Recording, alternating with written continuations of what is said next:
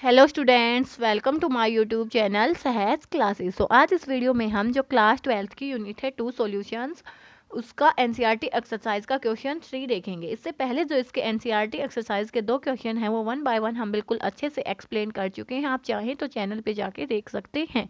तो इस क्वेश्चन में हमसे क्या पूछा गया है, define the following terms. Mole fraction क्या होगा, molality, molarity and mass percentage क्या होगी। तो देखो हम 1 बाय 1 इनको पढ़ेंगे। तो सबसे पहला अपना क्या है, मोल फ्रैक्शन। मोल फ्रैक्शन में हम क्या लेते हैं, ये किसका रेशियो होता है, number of moles divide by total number of moles. वो हमें देखना है कि हमें सोल्यूट के लिए कैलकुलेट करना है या सोलवेंट के लिए कैलकुलेट करना है। तो यहाँ से हम क्या लिखेंगे कि it is defined as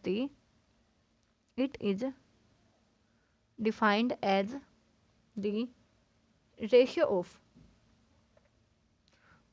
number of moles of, या तो सोल्यूट के निकालने होंगे हमें या सोलवेंट के निकालने होंगे, या तो सोल्यूट या तो moles of solvent to the total number of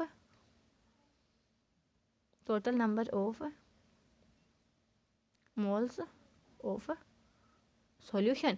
कि जब हम सोल्यूट के लिए निकालने होंगे तो हम सोल्यूट को ऊपर लेंगे और जो सोलवेंट है निकालना होगा तो सोलवेंट को लेंगे। तो मान लिया हमने क्या कि जो ए है वे किसके मॉलिक्यूल्स हैं, number of moles of solvent है। कि जो हम उसके ए से हम किसके मॉलिक्यूल दिखाएंगे, एन ए से, number of moles of A. Number of moles of B हम किसके दिखाएंगे, number of moles of solute. तो जब भी हमें मोल फ्रैक्शन दिखानी होती है तो हम इसको डिनोट करते हैं इस एक्स से। तो यहाँ पे मान लिया मैंने निकालने हैं किसके, मोल फ्रैक्शन ऑफ सोलवेंट। तो यहाँ पे हम नंबर ऑफ मोल्स किसके लेंगे, सोलवेंट के लिए निकालना है ना, तो सोलवेंट के लेंगे divide by total number. Total number मतलब सॉल्यूशन अपना किससे मिलके बना है, सोलवेंट एंड सोल्यूट। तो जो number of moles of solvent plus में number of moles of solute. तो ये तो अपने किसके लिए हुए हैं, सोलवेंट के लिए, मोल फ्रैक्शन ऑफ सोलवेंट। ऐसे ही हम जब मोल फ्रैक्शन ऑफ किसके लिए निकालेंगे, सोल्यूट के लिए निकालेंगे, तो ये क्या हो जाएगा, number of moles of solute मतलब N B divide by total number of moles of solution. तो सॉल्यूशन किससे मिलके बना है, सोल्यूट प्लस सोलवेंट, तो एन बी प्लस में एन ए। तो ऐसे हम इसको डिफाइन करते हैं। तो जब हम इसको जोड़े ऐड करेंगे तो वहाँ से हमें क्या मिलेगा, mole fraction of A, mole fraction of B. Left hand वाला ऐड होता है, राइट हैंड वाला ऐड होगा।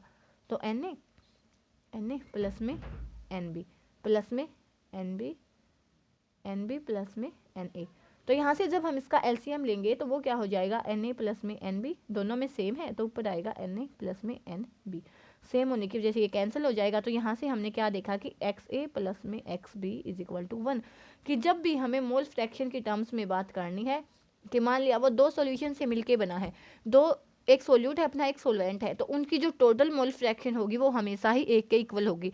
वो 3 से बना होगा तो तीनों की एक के इक्वल होगी, वो 4 से बना होगा तो चारों की एक के इक्वल होगी। मान लिया यहाँ पे अपना कोई भी सी भी होता तो वहाँ पे हम क्या लिखते हैं कि एक्स ए प्लस में X B, mole fraction of A plus में mole fraction of B plus में mole fraction of C is equal to 1। ये हमेशा ही 1 के इक्वल होगी। ठीक है, अब हम चलते किस पे, मोलैलिटी पे। तो नेक्स्ट अपना क्या है, मोलैलिटी। मोलैलिटी को हम कैसे डिफाइन करते हैं, it is defined as the ratio of number of moles of solute to the mass of solvent in kilogram. क्या बोलेंगे हम इसको कि number of moles of solute divide by mass of solvent in kilogram. तो molality को हम दिखाते हैं स्मॉल एम से। किसके इक्वल बताया हमने इसको, number of moles of solute divide by mass of solvent in kilogram, इसके इक्वल बताया ना। अब जो अपने number of moles of solute होते हैं उसको हम दिखाते हैं किससे, एन से, और मास ऑफ सोल्यूट इसको किससे दिखाएंगे, डब्ल्यू से। साथ ही जो हम number of moles of solute किसके इक्वल होते हैं, number of moles of solute किसके इक्वल होते हैं, जो इसका गिवन वेट होता है, जो हमें क्वेश्चन में गिवन होता है, डिवाइड बाय मोलर वेट, जो सबके लिए फिक्स होता है। तो दिस इज आवर मोलैलिटी। जो अपनी नेक्स्ट डेफिनेशन है वो क्या हो जाएगी, थर्ड है जो मोलैरिटी। मोलैरिटी और मोलैलिटी में इतना ही डिफरेंस है कि इसमें जो रेशियो होता है ना नीचे, वो किसका होता है, मास ऑफ सोलवेंट। मोलैलिटी मतलब मास ऑफ सोलवेंट और मोलैरिटी मतलब वॉल्यूम ऑफ सॉल्यूशन। तो यहाँ से हम क्या लिखेंगे, it is defined as the ratio of number of moles of solute to the volume of solution in liters। तो मोलैरिटी को हम दिखाते हैं लार्ज एम से, कैपिटल एम से। तो यहाँ पे हम क्या लिखेंगे, number of moles of solute divide by volume of solution in litres. तो यहाँ से ये क्या हो जाएगा, नंबर ऑफ मोल्स को n से दिखाते हैं, n/v। अब देखो यहाँ पे अपना मोलर वेट है, यहाँ पे है अपना क्या, मास ऑफ सोलवेंट। जब हम टेम्परेचर बढ़ाएंगे ना, तो जो मास ऑफ सोलवेंट है इस पर तो कोई इफेक्ट नहीं होगा। लेकिन जब यहाँ मोलैरिटी में जब हम टेम्परेचर बढ़ाएंगे, तो मान लिया हमने गैसियस मिक्सचर लिया है, तो टेम्परेचर को बढ़ाने से वो जो गैस है वो एक्सपेंड हो जाएगी। एक्सपेंड होने से जो उसका वॉल्यूम है उसमें चेंज होगा। क्या कि जब हम किसी भी चीज़ का टेम्परेचर बढ़ाएंगे कि मान लिया कोई भी हमने पानी लिया है, सिंपल थोड़ा सा पानी लिया है, जब हम उसको हीट देंगे कि उसका टेम्परेचर को बढ़ाएंगे, तो उसमें मूवमेंट स्टार्ट होगी। मूवमेंट स्टार्ट होने से वो ज़्यादा जगह में फैल जाएगा, मतलब उसका वॉल्यूम है वो एक्सटेंड हो जाएगा। तो टेम्परेचर को बढ़ाने से वॉल्यूम चेंज हो गया, तो मोलैरिटी की वैल्यू भी चेंज हो जाएगी जैसे हम टेम्परेचर बदलेंगे। लेकिन जो मास ऑफ सोलवेंट होता है वो हमेशा ही फिक्स होता है, वो इंडिपेंडेंट होता है टेम्परेचर के। कि हमने 30 ग्राम सॉल्यूशन लिया है, 30 ग्राम किसी भी सब्सटेंस का अमाउंट लिया है, तो टेम्परेचर चाहे कितना भी हो, वो जो 30 अमाउंट है ना, 30 ग्राम है, वो तो 30 ग्राम ही होगा। ये नहीं है कि टेम्परेचर बढ़ाने से 30 की जगह पे 40 हो जाएगा, ऐसा तो नहीं होगा ना। तो जो मोलैलिटी होती है वो क्या होती है, इंडिपेंडेंट ऑफ टेम्परेचर, और this is dependent on temperature.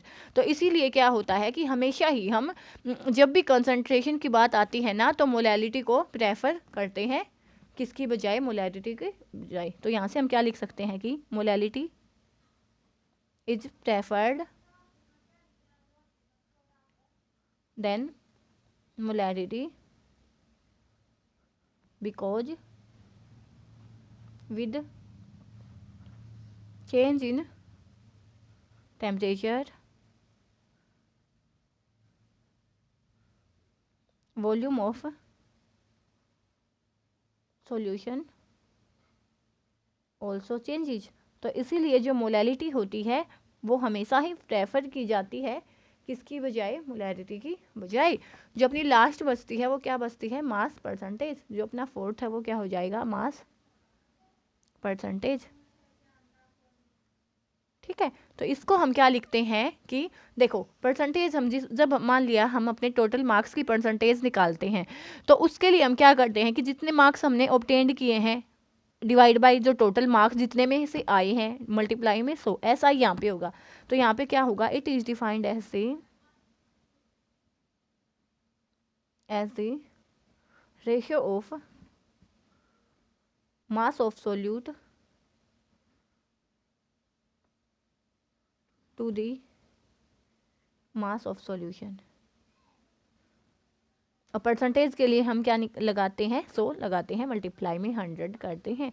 तो यहाँ से हम क्या लिख सकते हैं कि जो मास परसेंटेज होगी वो किसके इक्वल होगी, मास ऑफ सोल्यूट। सोलवेंट के लिए भी निकाल सकते हैं हम, divide by mass of solution multiply में 100, किसके लिए, परसेंटेज के लिए। तो this is our mass percentage. तो यहाँ पे जो अपना एक्सरसाइज का क्वेश्चन है 3 वो कंप्लीट होता है। नेक्स्ट वीडियो में हम मिलेंगे क्वेश्चन 4 के साथ। तब तक के लिए धन्यवाद। Thanks for watching my video.